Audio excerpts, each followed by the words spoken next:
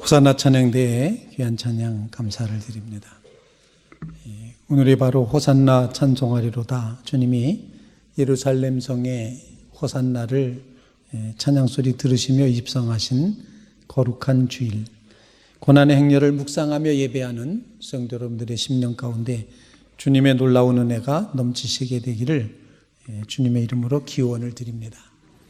오늘 저희 교회 예배 처음 나오신 분들을 환영합니다. 또 함께 예배 드릴 수 있는 시간, 주님께서 심령마다 필요한 은혜를 더하여 주시길 바랍니다. 슬픔을 당한 가정에는 하늘의 위로하심이 있길 바랍니다. 육신의 질병과 연약한 가운데 어려움을 겪는 심령마다의 치유하시는 주님의 은혜가 임하시기를 간절히 바랍니다. 주님께서는 이 종료주일 아침에 예루살렘 성에 입성을 하십니다. 그때 불렀던 사람들의 찬양은 시편 118편, 오늘 본문에 나와 있는 여호와여 구하오니 이제 구원하소서, 호이산나라고 하는 이 말을 여호와여 도우소서, 꼭 도우소서, 꼭 건져주소서, 이 찬양으로 주님을 환영하며 노래하고 있었습니다. 여호와여 구하오니 이제 구원하옵소서. 시편 118편의 말씀은 첫 번째 찬양시라고 되어 있는 시편 113편부터 시작되는 첫 번째 찬양집의 제일 마지막 장, 마지막 부분이었습니다. 주여 이제 구하오니 구하소서, 주여 구하소서, 도우소서, 꼭 도와주소서. 이렇게 주님의 구원을 노래하며 여호와의 이름으로 오는 자, 주의 성전에 들어오는 자가 복이 있으며 라고 표현하면서 여호와는 하나님이시라, 그 빛을 우리에게 비춰주셨다, 이렇게 고백을 하고 있습니다. 그 누구도, 그 무엇도 예수님에게 예루살렘으로 가라고 강요하지 않았습니다. 제자들은 물론이고 예수님도 알고 계셨듯이 그곳은 아주 엄청나게 위험한 곳인 것을 미리 알고 계셨습니다. 아니, 예고도 그렇게 하셨습니다. 거기 가면 이런 일들이 벌어질 것이다, 죽음을 당할 것이다 라는 말씀까지 예고를 하셨었습니다. 그럼에도 불구하고 예수님은 예루살렘 성에 입성을 하십니다. 이를 통해 무엇을 얻으려고 하셨을까? 왜 예수님은 예루살렘 성에 입성하셔야지만 됐을까? 예수님의 사역은 대개 이스라엘의 북부 지방에 치우쳐져 있었습니다. 작은 도시와 마을에서 사역을 하셨습니다. 계속 그런 방식으로 사역을 하실 수도 있으셨습니다. 농업국가인 백성들 대부분이 농장과 양떼가 널려있는 촌락에 살고 있기 때문에 그 북부 지역에서 선한 일을 행하시며 복음을 전파하시며 또 병을 고치시며 귀신을 내어 쫓으시면서 그렇게 사역을 하시다 보면 반대 세력들을 피할 수도 있으셨습니다.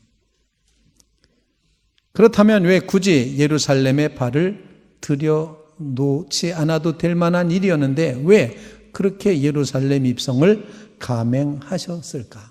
심지어는 바리새인까지 예수님 앞에 나와서 헤롯이 당신을 죽이고자 합니다, 그렇게 피난하라고, 피신하라고 요청을 하기도 했습니다. 그러나 주님은 나는 내가 가야 될 길을 어제 오늘 내일 그리고 그 다음 날도 나의 갈 길을 가야 된다고 하시면서 선지자가 예루살렘 밖에서 죽는 법이 없다고 그 길을 걸어가셨습니다. 호산나 찬송하리로다 외치는 소리를 들으시면서 예루살렘 성에 입성하신 이유 도대체 무엇입니까? 첫째로 호산나 찬송하리로다 이 노래를 들으시며 입성하신 것은 예수님 자신이 하나님께서 보내신 메시아이시고 이스라엘의 왕이라는 사실을 아주 공공연하게 선포하신 의미가 있다는 것입니다. 그 이튿날에는 명절에 온 큰 무리가 예수께서 예루살렘으로 오신다는 것을 듣고 종려나무 가지를 가지고 맞으러 나가 외치되 호산나 찬송하리로다, 주의 이름으로 오시느니 곧 이스라엘의 왕이시여 하더라. 예수님 자신이 왕이심을 선포하는 의미가 있다는 것입니다. 최대 명절인 유월절, 이 유월절을 지키기 위해 보통 수많은 사람들이 모여들었다고 하는데 요세푸스 역사가에 의하면은 100만이라는 숫자가 모였었다고 그렇게 표현을 하고 있습니다.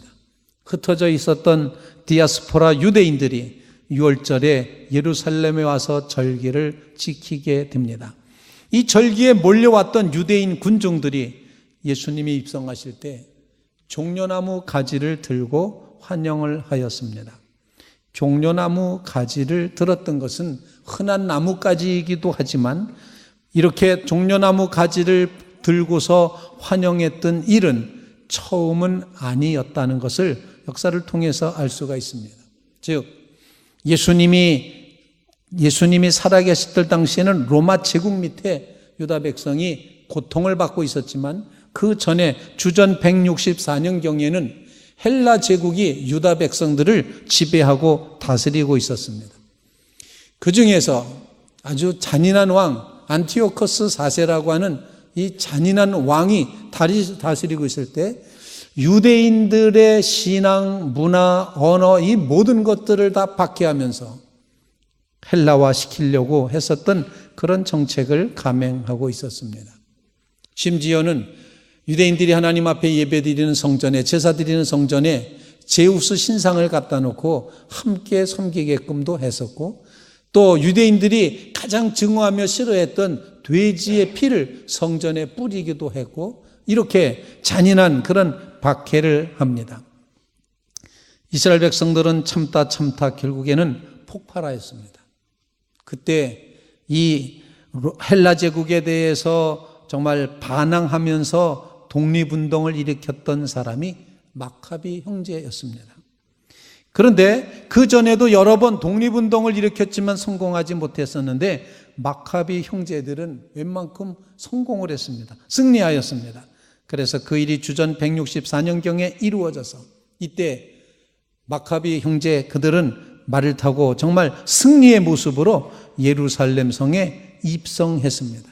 그때 그 백성의 사람들은 너무나도 기쁘고 감격해서 종려나무 가지를 흔들면서 이제 정말 마카비를 환영했던 그런 일이 있었다는 것입니다. 그런 환영을 했던 역사를 기억하는 사람들, 예수님이 예루살렘 성에 입성하실 때 여전히 종려나무 가지를 들었습니다. 종려나무 자체는 번영을 의미하고 승리를 의미하는 것이었습니다. 어쩌면 유대인들은 종려나무 가지와 뗄래야 뗄 수 없는 그런 존재였습니다. 그래서 그들의 상징과 문양에는 종려나무 가지가 늘 그려지곤 했었던 것입니다.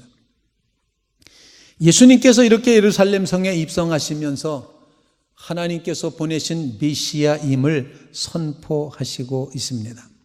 즉 바로 큰 임금의 도시라고 알려져 있는 예루살렘, 평화의 도성이라고 되어 있는 그 도성에 예수님께서 당당하게 입성하심으로 하나님께로부터 보냄받은 메시아, 내가 왕이다. 너희가 나를 왕으로 영접하겠느냐 거부하겠느냐, 이것을 묻고 계시는 장면이 예루살렘 입성의 모습이 되는 것입니다. 사랑하는 성도 여러분, 주님이 왕으로 예루살렘 성에 입성하시면서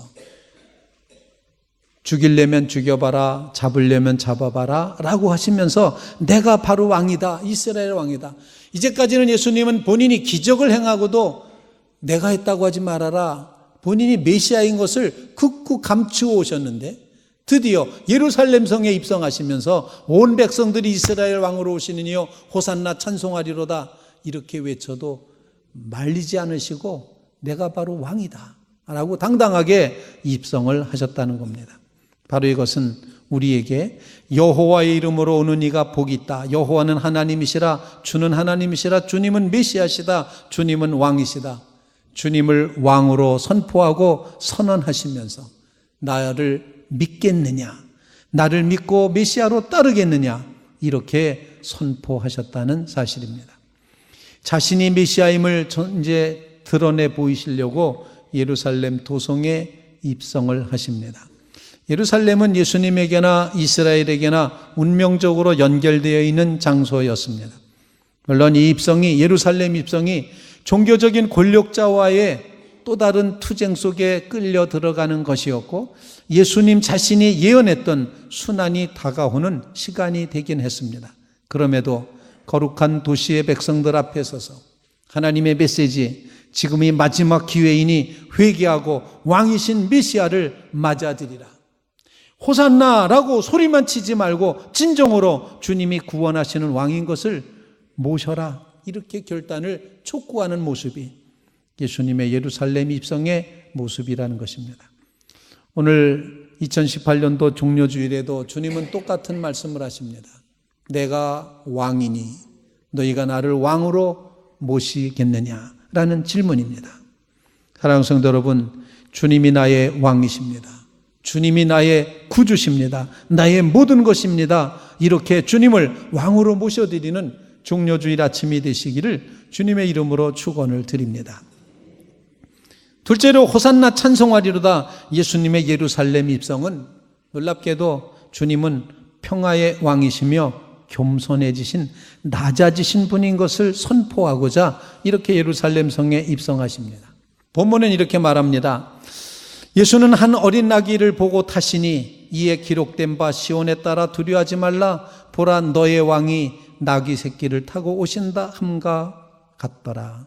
즉 어린 나귀를 타고 입성하시는 예수님의 모습, 여기에 겸손과 평화의 모습이 담겨 있게 된다는 것입니다. 주님은 말구유에 나시는 낮아짐을 보이셨고 어린 나귀를 타고 예루살렘 성에 입성하시고 모두가 다 저주의 상징이라고 했던 십자가에 달려 돌아가십니다. 주님의 방향은 한결같이 낮아지는 데 있었음을 보여주고 있습니다. 겸손하여 나귀를 타셨다. 사실 나귀는 온순한 동물이라고 알려져 있답니다. 로마 정복자의 군마와는 극명하게 대조를 이룬다는 것입니다. 나는 평화의 왕이다. 나는 더 낮아진 곳에 임하였다. 주님의 왕이 되시는 비결은 바로 겸손과 평화였다는 사실을 가르쳐주고 있습니다. 아마 어린 나귀를 타고 간다면 그래도 사람들이 고개를 끄덕이면서 그래 괜찮다 이럴 수 있지만 어른 성인이 조그만 나귀 새끼를 타고 똑딱똑딱똑딱 이렇게 걷는 그런 걸음을 걷는다고 했을 때 사람들에겐 아마 비웃음거리가 될 수도 있었습니다. 주님은 그렇게 비웃음의 장소에까지 낮아지셨다는 것입니다. 그래서 이 사건에서 우리에게 주시는 주님의 음성은 예수님은 힘으로 정복했던 로마와 같은 정복자 왕이 아니라 어린 나귀를 타는 아주 겸손한 낮아진 사랑과 겸손으로 통치하는 왕인 것을 우리에게 선포하며 가르쳐 주고 있다는 것입니다. 예수님께서는 예루살렘 성에 입성하시면서 당연히 헤롯 궁전을 찾아가서 헤롯 왕을 만나고 아니면 총독 관저에 찾아가서 총독을 만날 것이라고 생각을 했지만 우리 주님은 입성하시자마자 사실은 예루살렘 성전을 먼저 찾아가십니다. 역사를 주관하시는 하나님이 거기 계셨기 때문에 하나님 나라의 가치를 높이고 가장 중요한 하나님을 모셔드리고 그 하나님을 위해서 나는 이렇게 낮아졌음을 표현을 하고 있다는 것입니다. 사랑하는 성도 여러분, 이 종료주일에 겸손하게 자기를 낮추어 가신 평화의 왕 예수 그리스도를 기억하시게 되기를 주님의 이름으로 축원을 드립니다. 예수님은 6월절 엿새 전 금요일 밤 예루살렘 근처 베다니에 도착하셨습니다. 이튿날 안식일은 조용히 쉬셨습니다. 그 다음날 예루살렘 입성을 준비하십니다. 성전으로 올라가는 많은 순례자 행렬이 예루살렘에 차고도 넘치고 있었습니다. 이때 전국적으로 알려진 갈릴리의 예언자 메시아, 이제 나사로의 죽었던 나사로를 살렸다는 그 예수님이 오신다는 소식을 들었고 사람들이 이제 지금 예수님을 환영하고 있습니다. 종려나무 가지를 흔드는 가운데 낙타를 타고 입성하시는 예수님. 당시 예루살렘의 인구가 4만에서 7만 명가량에 살고 있었다고 전해집니다. 절기에 모여드는 순례객들을 합해서 100만 명이라면 저들이 모이기만 하면은 어쩌면 소요가 일어날 수도 있다고 하는 생각에 이제 로마 제국은 정말 로마 수비대 경비대를 이제 아주 다 동원해서 총독의 인솔하에 행렬을 지어 군마를 지어 예루살렘 서쪽에서부터 왔을 것입니다. 로마 경비대는 로마 황제의 권력을 나타내는 온갖 문양과 상징과 깃발과 장식을 갖추고 말을 타고 떠거덕 떠거덕 떠거덕 떠거덕 하면서 입성을 했을 것입니다. 아마 예수님은 제자들과 함께 동쪽편에서 예루살렘 성에 똑딱똑딱 거리는 나귀 새끼를 타고 입성하셨을 것이다. 여러분, 그림을 상상해 보시기 바랍니다. 거대한 군대가 제대로 무장을 갖추고 너희들 소요를 익히면 다 죽인다는 그런 각오를 가지고 군마를 타고 입장해 오는 서쪽의 로마 군대와 쫄랑쫄랑 나귀 새끼를 타고 호산나 다윗의 자손이여 우리를 구하소서 하면서 찬양하며 오는 이 모습, 어쩌면 큰 충돌이 날 수도 있었던 날이었을지 모르겠습니다. 예수님의 입성은 이처럼 예언자적인 행동을 보이신 것이었습니다. 예수님께서 제자들과 따르는 무리와 환호하는 나귀 새끼를 타고 입성하는 그 모습을 우리는 예수님의 낮아지심, 예수님의 겸허하심, 예수님의 자기 비우심, 그 모습으로 읽어야 될 것입니다. 사랑하는 성도 여러분, 이 종료주일 아침에 주님의 낮아지심을 기억하면서 주님은 그렇게까지 낮아지셨는데 우리는 언제까지 높아지려고 할 것인가? 우리 자신을 정말 주님 앞에서 비우는 그런 귀한 종료주일이 되시기를 주님의 이름으로 축원을 드립니다. 세 번째로 호산나 찬송하리로다, 이 환호를 들으면서 예루살렘 성에 입성하시는 예수 그리스도는 십자가에 달려 죽으시고 부활하시고 승천하여 영광을 얻으실 분, 즉 이 세상을 구원하실 분인 것을 나타내려 하심입니다. 제자들이 처음에 이 일을 깨닫지 못하였다가 예수께서 영광을 얻으신 후에야 이것이 예수께 대하여 기록된 것임과 사람들이 예수께 이같이 한 것임을 생각났더라. 나사로를 무덤에서 불러내어 죽은 자 가운데서 살리실 때 함께 있던 무리가 증언한지라. 즉 유대 지도자들에게 배단당할 것이고 이방인에게 넘겨질 것이고 조롱받고 매맞고 결국 십자가에서 죽으실 것입니다. 그리고 그 죽음에서 사흘 만에 다시 살아나실 예수님. 그런데 주님이 예루살렘 성에 입성하신 것은 호산나 찬송한 것처럼 지금 우리를 구하소서, 그 기도의 응답으로 온 인류를 구원하시기 위한 그 뜻으로 예루살렘 성에 입성하셔서 주님이 십자가를 지심으로 우리의 구주가 되셨습니다. 입성하신 그 예수님이 우리의 구주가 되셨다는 말씀입니다. 하비 곡스는 이 사건에 대하여 예수님의 이런 행동은 로마의 황제 가이사가 주전 49년 루비콘 강을 건넌 사건과 같다고 그렇게 평가를 했습니다. 가이사 황제가 루비콘 강을 건넜다는 것은 이미 주사위가 던져졌다는 의미입니다. 예수님이 예루살렘 성에 입성하셨다는 것은 십자가의 죽음의 길에 들어섰다는 그런 표현이었습니다. 예루살렘 성에 입성하신 지 닷새 만에 성 금요일에 예수님은 십자가에 처형되셨습니다. 우리의 죄를 구원하시기 위함이었습니다. 우리의 구원주가 되시기 위함이었습니다. 종료주일의 의미가 다 사라지고 다 지워진다 할지라도 우리를 구원하기 위해 예루살렘에 십자가를 향하여 나가셨다는 사실, 이 의미는 지워지지 않을 것입니다. 호산나 지금 구하소서. 이 기도가 응답되는 역사가 우리에게도 이루어질 수 있기를 간절히 바랍니다. 주님은 우리를 구원하시기 위해 십자가에 달려 죽으셨습니다. 그래서 사도 이제 요한은 이 복음서를 기록해 가면서 처음에는 예수님의 예루살렘 입성의 의미를 잘 이해하지 못했었습니다. 그래서 사도들이 몰랐었다, 이렇게 아주 솔직하게 적어놓고 있습니다.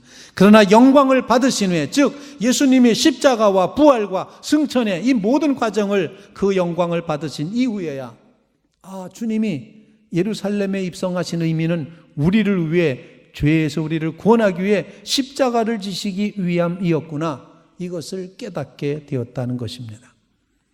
종료주일 사건을 회상했던 사도 요한은 예수께서 영광을 얻으신 후에야 이것이 예수께 대하여 기록된 것, 그리고 사람들이 이렇게 한 것은 바로 성경 말씀대로 이루기 위함이었던 걸 깨달았다고 기록을 하고 있는 것입니다. 십자가에 죽으시고 부활하신 주님 인하여서 우리를 구원하신 주님의 그 놀라운 은혜가 있음을 기억하시면서 이 종려주일 주님의 구원이 날 위한 구원인 것을 믿고 고백하며 예수 그리스도를 구주로 믿고 예배하는 믿음의 성도들이 다 되시기를 주님의 이름으로 축원을 드립니다. 유대인들을 구원해냈던 영화 중에 신들러 리스트라는 그런 영화가 있습니다. 아마 이 영화를 많이들 보셨을 텐데, 신들러는 이제 독일인으로서 이제 사업을 하는 분이었습니다. 유대인들은 600만이나 가스실에 끌려가서 이제 끌려가면 다 죽는다는 사실을 알고, 그는 유대인들을 살려내기 위해서 자기가 하는 사업에 그 공장에 일하는 사람으로 명단을 적어 놓고 있습니다. 그래서 신들러 리스트라고 표현을 하고 있는데, 돈을 주고 유대인들을 사서 자신의 공장에 취직시켜서 일하도록 그렇게 가스실에서부터 빼돌리는 것이었습니다. 이렇게 구원해낸 유대인이 1000명이 넘었습니다. 2차 세계대전이 다 끝나고 난 다음에 살아남은 유대인 1000명들, 신들러 당신 때문에 우리가 살아났습니다. 이렇게 그 신들러에게 감사해서 노인들이 자신들의 이빨을 뽑았습니다. 금이 들어있는 어금니를 뽑아서 금을 녹여 반지를 만들었습니다. 그리고 반지에 하나님의 말씀인 토라를 적어 신들러에게 주었습니다. 당신 때문에 우리가 살았습니다. 당신 때문에 우리가 살았습니다. 이러면서 신들러에게 감사를 표현합니다. 이것을 받아든 신들러 역시 그들에게 감사하다고 말하고 가는데, 어떤 사람들은 신들러가 걷는 그 앞에 옷을 벗어서 옷을 깔아서 카페트처럼 만드는 것입니다. 영화의 장면이 그렇습니다. 얼마나 감사했으면, 내가 죽었어야 되는, 내가 가스실에 갈 존재였는데 나를 살려준 신들러 씨가 너무나도 고맙고 감사해서 겉옷을 벗어서 그분이 걸어가는 앞에 카페트처럼 깔았다는 이야기입니다. 주님이 이렇게 정말 종려주일에 입장하시는 이 모습은 우리가 죽어야 될 그 자리를 대신 죽으신 주님이 걸어가신 길입니다. 그래서 하나님의 놀라운 은총과 그 축복을 기억하면서 구약시대 때부터 주여 이제 구하오니 우리를 구원하소서, 여호와여 우리가 구하옵나니 이제 형통하게 하소서, 여호와 이름으로 오는 이가 복이 있으며 우리가 여호와의 집에서 너희를 축복하였도다. 주는 나의 하나님이시라 내가 주께 감사하리이다. 주는 나의 하나님이시라 내가 주를 높이리이다. 이렇게 주님의 구원을 높여 찬양하며 기뻐하게 되는 것입니다. 사랑하는 성도 여러분, 1000명이 넘는 유대인을 살려준 신들러에게도 이렇게 고마워했는데, 우리 주님은 1000명이 아니라 온 인류를, 우리를 살려주시기 위해서, 영원한 생명을 주시기 위해서 하나님 나라의 시민을 삼고자 하셔서 천국 백성이 되게 하시려고 우리를 위해 십자가의 길 예루살렘으로의 입성을 감행하신 것입니다. 그 주님 앞에 여호와는 주는 나의 하나님이시라 내가 주께 감사하리이다. 주는 나의 하나님이시라 나를 구원하신 주님을 높여 찬양하리이다. 이렇게 고백하며 나가는 믿음의 성도들, 이 고난주간을 주님을 높여 찬양하며서는 주의 백성들이 다 되시기를 주님의 이름으로 축원을 드립니다. 기도드리겠습니다. 호산나 찬송하리로다. 주여 이제 구하소서. 우리를 구원해 주시기를 간절히 소원합니다. 주님께서 예루살렘 성에 입성하시면서 왕으로 입성을 하셨습니다. 너희가 나를 믿겠느냐, 왕으로 믿겠느냐 질문하고 계십니다. 우리에게 선택이 남아 있습니다. 주님을 왕으로 모시는 믿음의 성도들 되게 하여 주시옵소서. 이제 주님께서는 나귀 타고 입성하심으로, 새끼 나귀 타고 입성하심으로 가장 낮아진 자리에서 겸손과 평화의 모습으로 우리 가운데 다가오셨습니다. 내가 이렇게까지 낮아졌는데 너희는 얼마나 더 높아지려느냐 질문하고 계시는 주님 앞에 서서 우리를 비우고 낮추는 교모의 신앙으로 나가게 하여 주시옵소서. 우리를 구원하시기 위해 예루살렘 성에 입성하셔서 십자가를 지시는 주님, 날 구원하신 주님을 높여 찬양하며 나가는 우리 모두가 되게 하여 주시옵소서. 걸어가신 주님이 고난주간 한 주간에 주님의 고난의 한 자락이라도 닮아가고 따라가는 믿음의 심령들이 되도록 은혜 부어 주시옵소서. 예수님의 이름으로 간절히 기도하옵나이다. 아멘.